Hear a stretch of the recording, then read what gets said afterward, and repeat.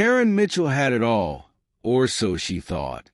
A grand home on Park Lane, designer clothes, a luxury car, and enough money to outbuy her wildest dreams.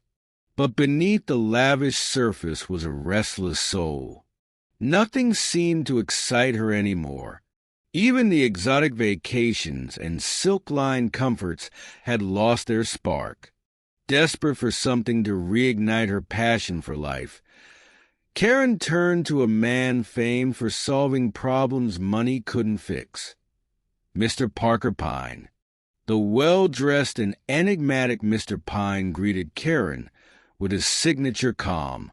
She poured her frustration onto his desk, demanding answers.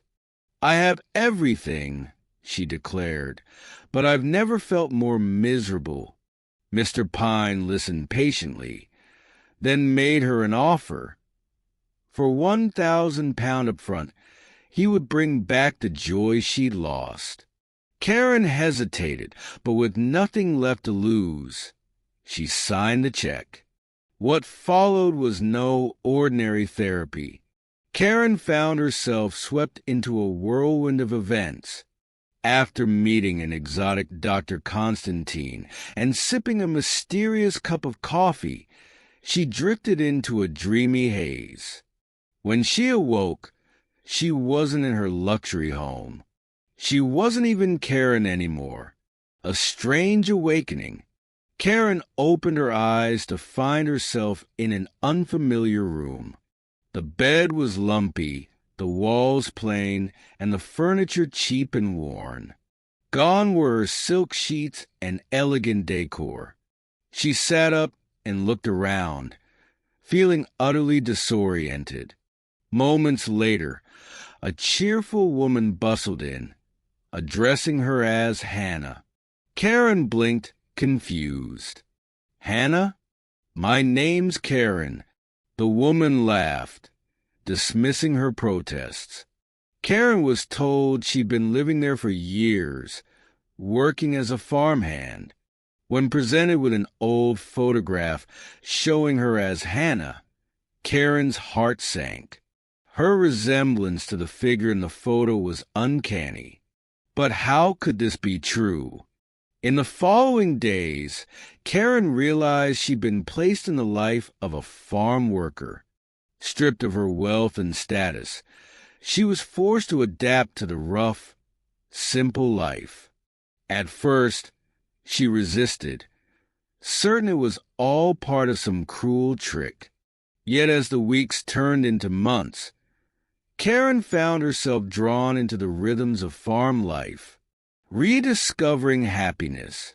Life on the farm was nothing like Park Lane. Instead of luxurious shopping trips and spa days, Karen, now Hannah, rose at dawn to feed chickens, milk cows, and tend the fields. At first, her hands blistered and her back ached from the unfamiliar work. But something surprising began to happen. Karen felt alive.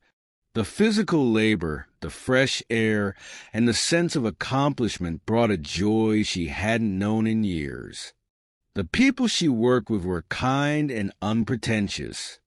One man in particular, Joe Welsh, caught her attention. A quiet widower with gentle eyes and a warm smile. Joe was nothing like the wealthy men Karen once associated with. He had no fancy car, no high-profile connections, but he had something Karen hadn't seen in years: authenticity. As the seasons passed, Karen and Joe grew closer. They spent Sundays walking through fields, talking about their lives. Joe revealed his struggles with alcohol after losing his wife, but he was determined to change. Karen, too, opened up about her past, though she avoided mentioning her real identity. The truth comes to light. One crisp autumn morning, Karen was cutting cabbages in the field when she looked up to see a familiar figure leaning on the fence. Mr. Parker Pyne. Rage bubbled to the surface as she marched toward him, demanding answers. "You tricked me," she yelled.